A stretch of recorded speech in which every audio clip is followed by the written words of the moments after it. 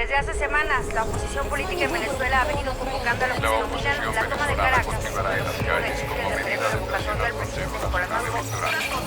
Protesters filled the streets in Caracas to demand the referendum overhaul of Venezuelan President Nicolas Maduro. They say he needs to go. Hello, I'm Richard Gisbert, and you're at The Listening Post. Here are some of the media stories we're tracking this week. The political and economic crisis in Venezuela escalates, and the battle over the news coverage intensifies. Greece and the journalistic co-op that is changing the newspaper business model. Is the Washington Post guilty of biting the whistleblowing hand that feeds? And don't look away now. There's nothing to look at over there. Look at me, look at me, look at me. Television can be so demanding. The streets of the Venezuelan capital have been teeming with protesters calling for a recall referendum to remove President Nicolas Maduro. The largest recent rally, called the Taking of Caracas, was held 3 weeks ago, and opposition forces have kept up the pressure on an already besieged socialist government. Basic goods have grown scarce, inflation is rampant, crime is chronic, and among the president's responses has been a clampdown on media critical of his government. A number of foreign reporters were denied access to the protests. Local journalists have been arrested, some questioned by intelligence agents. Officials have even banned drones from taking aerial images that capture the scale of the demonstrations. Much like his predecessor, Hugo Chavez, Maduro has been waging a war against the media since he took office in 2013. Chavez made changes on the broadcast side, both regulatory and related to ownership. Maduro has continued that trend with print outlets. However, this president is under more political pressure than Hugo Chavez ever was. At the end of last year, his party lost control of the National Assembly for the first time in almost 2 decades. So reforming, and to some extent controlling, the mainstream news media is no longer enough. Maduro has taken the power struggle online, calling for his supporters to turn to alternative media. However, with opposition outlets already ensconced on the web, social media has been telling a story that President Maduro doesn't want to hear. Our starting point this week is Caracas.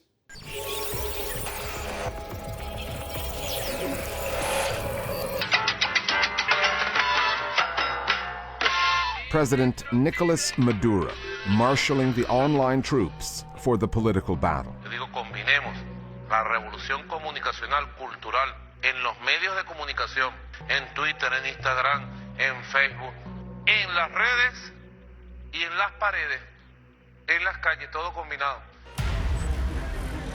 However, the streets for Maduro are where the problem lies. The protest march on September 1st was the largest in 2 years. Venezuela is dependent on oil revenues. Its economy has nosedived along with the price per barrel, and the government seems to have no answer for the resulting shortages and political unrest. What it can do is try to control the narrative, more and more of which is being written online. The Venezuelan government controls today the largest segment of the media. Even though most of the media it's in the hands of the private commercial companies, it's tightly controlled. It controls the newspapers through the supply of paper and access to hard currency. It controls the radio spectrum completely. And despite all this, it's still losing the streets. Es lo que yo digo, una revolución comunicacional. He's calling out people to, a call to arms and take to the alternative media, and perhaps he's counting on a big outpouring of support on social media, and maybe that's something that he thinks that will help prop him up in the face of calls for him to step down due to the terrible crisis in Venezuela. But the fact is, a lot of the alternative media in Venezuela, that's one of the areas where there has been a new opening for independent media and media that's critical of the government. John Otis spoke to us from Bogota. He tried to get to Caracas to cover the story there for NPR, US-based public radio. But he says, for the first time in 20 years of covering Venezuela, he was turned back at the airport. When I got to the Caracas airport, myself, along with 2 other Colombian reporters and a French reporter, we were all stopped at immigration. They wouldn't let us in because they said we didn't have the proper accreditation. The problem is that when we apply for foreign press credentials, often the Ministry of Communications simply doesn't even answer our requests for press credentials.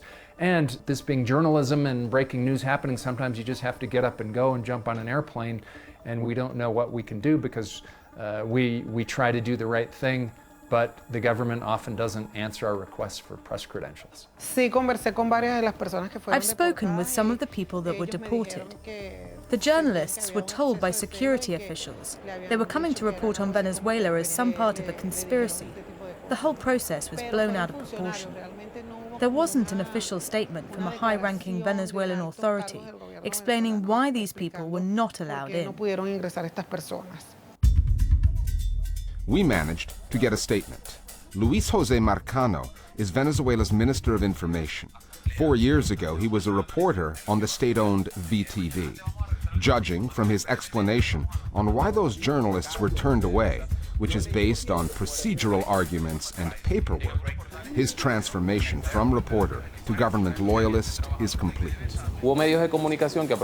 Because of the mayhem generated by the demonstrations on September 1st, there were media outlets that did not request the correct permission to enter the country, or requested it outside the time frame needed by the government. Like any government, we reserve the right to apply mechanisms like this in the interest of preserving the country's stability. Media freedom advocates say the government has gone too far. More and more journalists trying to cover the protests complain about being harassed or expelled by police, soldiers, or pro-government demonstrators. The government in Caracas does have grievances against the domestic news media, which are historical and legitimate. In 2002, Hugo Chavez was temporarily deposed in a coup that the plotters admitted would not have succeeded without the help of channels RCTV, Globovisión, and Venevisión. Those channels, owned by conservatives hostile to Chavez and socialism, called Venezuelans onto the streets to bring down an elected government. Since then, the channels have either been taken off the air or taken over by owners the government approves of. When Hugo Chavez was briefly ousted in a coup, Chavez was just incensed by that, and that's one of the reasons he set out after the coup to create this huge pro-government media empire. But, 10, 15 years later, the end result of that is the balance has been tipped in the opposite direction. Now, the major media in Venezuela is towing the government line. They're either docile or they kind of toe a pro-government line. And Venezuelans on either side of the political divide do not trust media aligned with the other camp. Over the past few months, newspapers opposed to the Maduro government have had their offices attacked, including El Nacional in Caracas, where one day last month, journalists arrived to find their building covered in excrement. There have been attacks orchestrated by pro-government groups against certain independent media outlets. A journalist might be detained because they're covering an event with no explanation, even if they're eventually freed. They want to make examples of them so that the rest feel intimidated. A huge amount of journalists who either have been detained, had been harassed, made to resign, publicly exposed by the government, but also in the institutional side, it has changed the media landscape. El Universal, which is the oldest and more established newspaper in Venezuela, was sold to a guy who nobody knows where the money came from. The whole media landscape is very well controlled by the government, and the journalists have been neutralized. So a lot of the very excellent journalism that is happening in Venezuela at the moment has been migrating to online.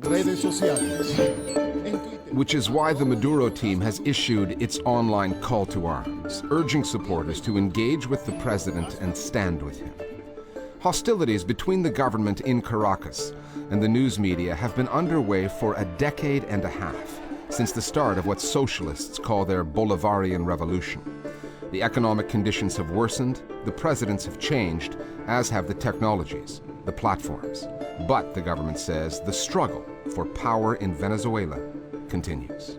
Since the beginning of the revolution in 1999, there has been a permanent, systematic attitude from the big media power groups against the Bolivarian revolution. First Hugo Chavez, and now Maduro. And what the Bolivarian revolution proposes is that in matters of communication, we don't live subject to the hegemony of economic powers, but that we have different possibilities.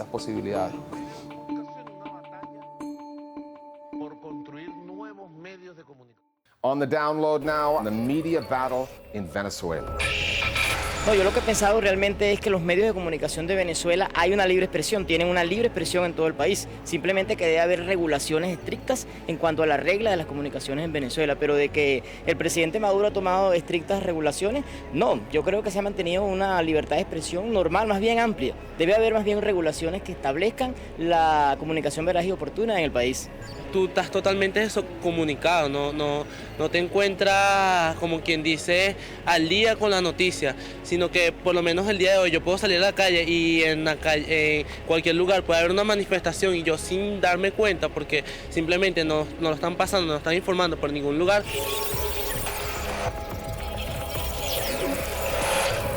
Other media stories that are on our radar this week. The Washington Post, one of the newspapers that collaborated with Edward Snowden and broke the story of the excesses of the National Security Agency's surveillance programs, has taken the unusual step of calling for the prosecution of its own source, Snowden himself.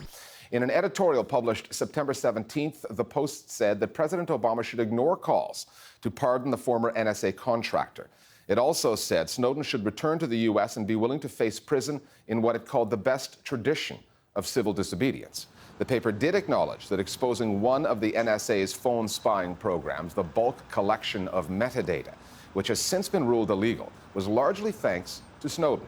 But it accused the whistleblower of putting American lives at risk and not furthering the public interest by exposing other online spying programs. Some of the Snowden-related stories the paper published earned the Washington Post the highest accolade in American print journalism, the Pulitzer Prize. Glenn Greenwald, who was working with The Guardian at the time of the Snowden story, wrote an angry column about this, saying that the Washington Post should return its Pulitzer. And the paper's own media columnist, Margaret Sullivan, said President Obama should pardon Snowden, calling his revelations important, his actions brave. However, Sullivan shied away from criticizing her own editors at the Post for what Greenwald called an act of journalistic treachery. A little more than a month after the Guardian newspaper announced heavy job losses at its UK operation, it's the Guardian US's turn to take a hit. 1/3 of the employees stateside will lose their jobs, taking the staff down from 140 to 100. Editor-in-chief Catherine Viner said, "We will maintain streamlined newsrooms in New York, Washington, D.C., and San Francisco, ensuring that The Guardian remains a fully round-the-clock global news service." Last month, the paper cut more than 250 jobs in Britain, with most of those leaving taking buyouts. Unlike the New York Times and the Wall Street Journal, The Guardian publishes free content. And despite prize-winning journalism on the Edward Snowden story and the string of police shootings of Black Americans, the free content membership model has not attracted the required revenue. Mexico remains one of the deadliest places in the world to be a journalist. There have been 2 more murders there in the space of just 3 days. In Puebla, southeast of Mexico City, Aurelio Cabrera Campos was shot dead making his way home. Campos was the editor of a local news weekly, El Gráfico de la Sierra, and has reported on gang-related violence there, despite being the subject of death threats. 2 days before that, Agustin Pavilla, a local radio host in the state of Oaxaca, was shot and killed. Pavilla was also a human rights lawyer and had been critical on the air of local government policies. Police say they have no leads in either case. The 2 murders bring the number of journalists killed in Mexico this year to 12.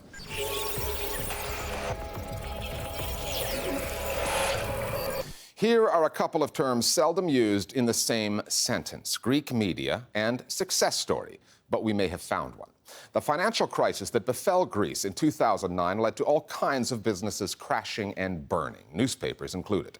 One of those that went bankrupt and disappeared from newsstands was Aleph Therotopiya, one of the country's most influential dailies. Out of that paper's ashes rose another publication, Efemerida ton Synkaton, Efsin. The paper breaks the mold in the Greek media space. The journalists run it as a collective. That means the business model and editorial process are different, adding up, the staff says, to fewer journalistic compromises. In a country where the media's reputation lies as low as an ancient ruin, Efsin's circulation is growing. The Listening Post's Marcela Pizarro now from Athens on the newspaper that few thought would last.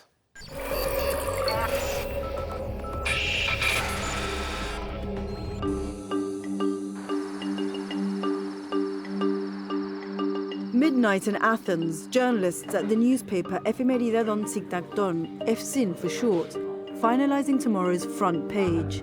This is a publication unlike any other in Greece. It's run as a cooperative. Everyone around this table owns a share of the paper. Many of them pulled together personal funds to launch it 4 years ago. Editors are voted in, and everyone gets paid the same. Apart from the director, Nicolas Maduro, he came out of retirement to invest his time in this project for free.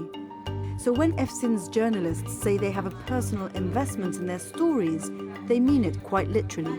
EFSIN, the journalist journal, this is the exact translation in English, is an independent paper with no ownership, with no magnate behind, no party behind, no government. It is a collective property. Η εφημερίδα των συντακτών είναι ένα πείραμα. EFSIN is an experiment. It's difficult sometimes because we had no previous experience, and it's hard to be a journalist and a proprietor at the same time because we are all part of every single process, from the production to the printing to the delivery. Διακίνηση από το πρακτορείο. Traditionally, a Greek newspaper would be owned by a wealthy businessman with various interests, and traditionally the newspaper would be seen as a vehicle to exercise political influence, to gain contracts. So now for someone to come along and say, actually, what we're going to do is that all the people who work here are going to own the newspaper and make the decisions together, really, turns that model on its head. Greece is a small country of 11 million people. Until recently, it had an outsized media sector, 39 national dailies, 23 national Sunday papers, and 8 national TV channels. But since the financial crisis hit in 2009, the economy has shrunk by a quarter, advertising has slumped, and, like other countries around the world, the media bubble burst. Only in Greece, the media implosion was much worse than elsewhere. Ο χώρος γνώρισε μια πρωτοφανή καταστροφή. The entire sector witnessed an unprecedented disaster. Television stations and newspapers shut down. And as the crisis got deeper, you'd have expected Greek society to support the media, since people would want to stay informed. Yet the circulation of Sunday papers fell by 500,000, while TV viewership also plummeted. Και μείωσε τις τηλεθέσεις στους τηλεοπτικούς σταθμούς. First, a very large newspaper closed, Eleftheros Typos. Then, a second newspaper, Apogevmatini, closed.